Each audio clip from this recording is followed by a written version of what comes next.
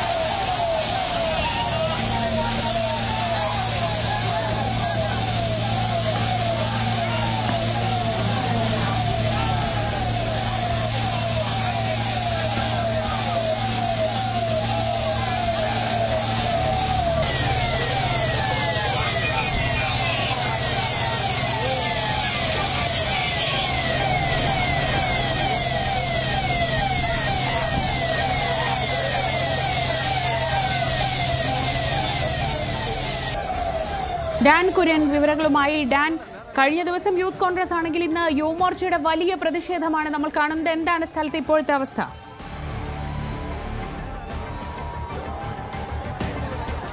Sabarimala സ്വർണ്ണക്കൊള്ളയിൽ SIT നടത്തുന്ന അന്വേഷണത്തിൽ അനാവശ്യമായ ഇടപെടലുകൾ നടത്തുന്നു എന്ന ആക്ഷേപം ഉന്നയിച്ചുകൊണ്ടാണ് യുവമോർച്ച സംസ്ഥാന കമ്മിറ്റി ആഹ്വാനം ചെയ്ത മാർച്ച് നിയമസഭാ കവാടത്തിലേക്ക് 12 മണിയോടെ എത്തിയത്. പോലീസ് ബാരിക്കേഡുകൾ കെട്ടിത്തീരുന്നതിന് മുമ്പ് തന്നെ പ്രതിഷേധക്കാർ കൂട്ടമായി ഇവിടേക്ക് എത്തുകയായിരുന്നു. പ്രകോപനമൊന്നുമില്ലാതെ ബാരിക്കേഡിന് മുകളിൽ വനിതകൾ ഉൾപ്പെടെയുള്ള പ്രവർത്തകർ മുദ്രാവാക്യം വിളിച്ചുകൊണ്ട് കയറി. തുടർച്ചയായി പോലീസ് ജലപീരങ്കി പ്രയോഗിച്ചു.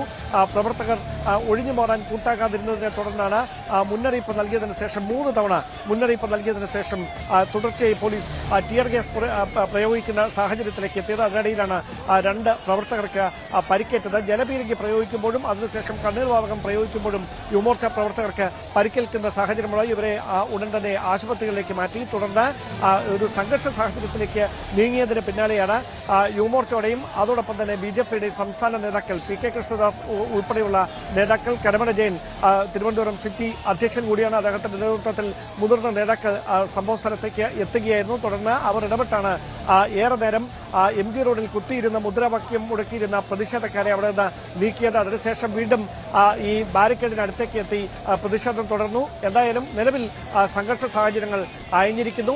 വരും ദിവസങ്ങളിലും ശക്തമായ പ്രതിഷേധം ഈ വിഷയത്തിൽ ഉന്നയിച്ചുകൊണ്ട് വ്യാപകമായ പ്രതിഷേധ പരിപാടികൾക്കാണ് യുവമോർച്ച ആഹ്വാനം ചെയ്തിരിക്കുന്നത്.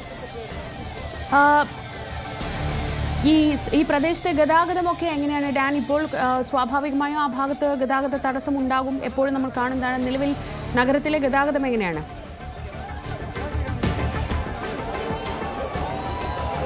MG റോഡ് ഉപരോധിച്ചുകൊണ്ടുള്ള പ്രതിഷേധം അവസാനിച്ചിരിക്കുന്നു. അതുവരെയാണ് ഏതാണ്ട് 1/2 മണിക്കൂറോളം ഗതാഗതം പൂർണ്ണമായി തടസ്സപ്പെടുന്ന സാഹചര്യം ഉണ്ടായിരുന്നു. അത് പൂർണ്ണമായി മാറിയിരിക്കുന്നു. അതുവഴി വാഹനങ്ങൾ പോയി തുടങ്ങിയിട്ടുണ്ട്. ഇപ്പോൾ ഇവിടെ ബാരിക്കേഡുകൾ പ്രതിഷേധക്കാർ മറിച്ചിട്ട ബാരിക്കേഡുകളാണ് ഒരു വശത്ത്, പോലീസ് കെട്ടിയ ബാരിക്കേഡുകൾ അതിന് പിൻവശത്തുണ്ട്. ഈ ബാരിക്കേഡുകൾ ഇവിടെ നീക്കിയാൽ മാത്രമേ പാളയത്ത് നിന്ന് നിയമസഭയ്ക്ക് മുമ്പിലൂടെയുള്ള റോഡിൽ ഗതാഗതം സാധ്യമാകുകയുള്ളൂ. അല്പസമയം കൂടി അതിനെടുത്തേക്കാം. ഒരു 15 മിനിറ്റോടെ കഴിയാതെ എന്തായാലും അത് അവിടെ നിന്ന് അഴിച്ചു മാറ്റില്ല. എന്തായാലും നിലവിൽ ഏതാണ്ട് ഒരു മണിക്കൂറോളം സംഘർഷഭരിതമായ ഒരു സാഹചര്യമാണ് നിയമസഭയ്ക്ക് മുമ്പിൽ ഉണ്ടായിരുന്നത്. അതിന് ഒരു അയവ് വന്നിരിക്കുന്നു. പരിക്കേറ്റ പ്രവർത്തകരെ പോലീസ് ജീപ്പുകളിലും ആംബുലൻസുകളിലുമായി ഇപ്പോൾ ജനറൽ ആശുപത്രിക്ക് ഉൾപ്പെടെ പ്രാഥമികമായ ചികിത്സയ്ക്ക് വേണ്ടി മാറ്റിക്കൊണ്ടിരിക്കുകയാണ്. ശരി, ഡാൻ കുര്യനാണ് വിവരങ്ങൾ നൽകിയത്. കൂടുതൽ വാർത്തകൾക്ക് News 18 Keralam YouTube channel subscribe ചെയ്യുക.